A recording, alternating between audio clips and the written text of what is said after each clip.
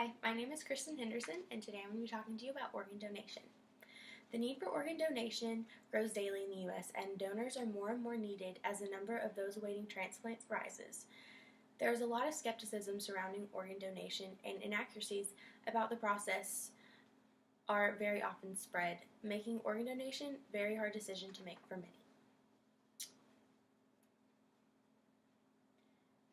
Today, 95% of Americans support organ donation, but only 45% are actually registered as donors. According to the United States Department of Health and Human Services, every 10 minutes another person is added to the waiting list, and 22 people die each day waiting for a transplant. One organ donor can save 8 lives, and one tissue donor can change up to 50 lives. Organ donation can be an overwhelming choice to consider and can be confusing if you have not done your research. Being clear on the types of organ donation, the organ donation process, and the facts and myths of donation are the main 3 topics that come up when discussing and will be addressed today. Organ donations are typically separated into 3 types: deceased organ donation, living donation, and vascularized composite allografts. Deceased donation only occurs when a person has been declared brain dead and is still connected to artificial or mechanical support. It takes very special circumstances for a brain-dead person to be eligible for donation, and there must be legal consent to donate, such as registration as a donor or family consent if they are not registered. Deceased donation organs include lungs, liver, heart, intestines, bone, corneas, tissues, and others. Living donation occurs when a person voluntarily donates a type of organ that they can still survive without, such as a single kidney, part of their liver, or even blood.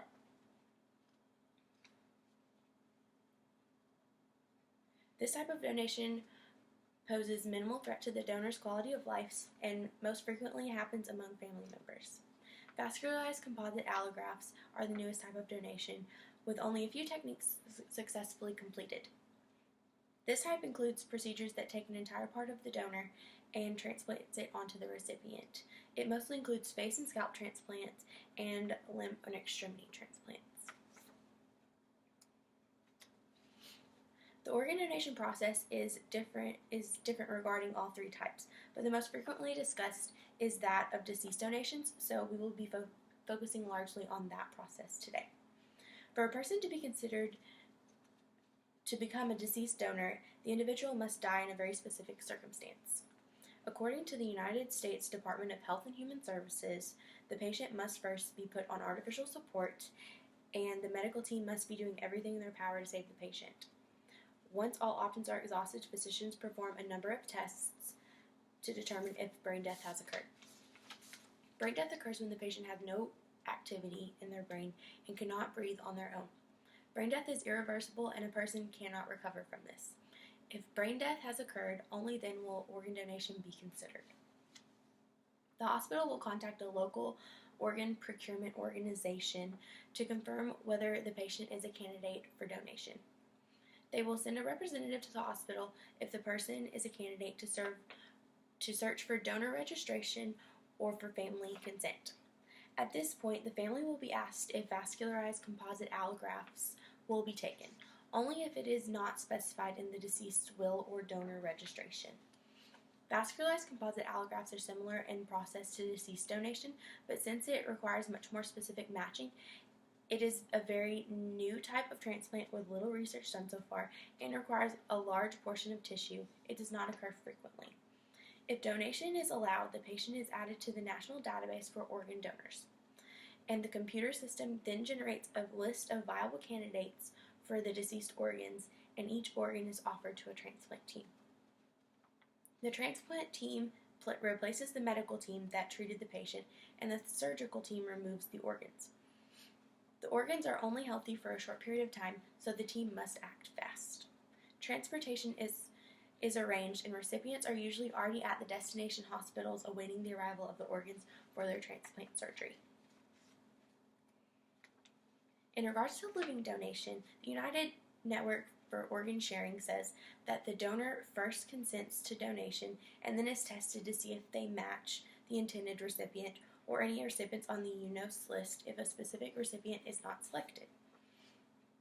After this is completed, the donor will be thoroughly evaluated to ensure that they are making an informed decision to donate. Only after all evaluations are passed can the donor donate an organ. The process for blood donations is a bit different than the rest, as it is much more easy to donate, and blood is regenerated by the body quickly, so it can be donated frequently. The American Red Cross says that when becoming a blood donor, you must first pass specifications for height-weight ratios and pass screening exams to determine if you are healthy enough to donate. Once past these steps, donation only takes about 30 to 45 minutes, and limitations afterwards are minimal, so many can go back to work or regular activities afterwards.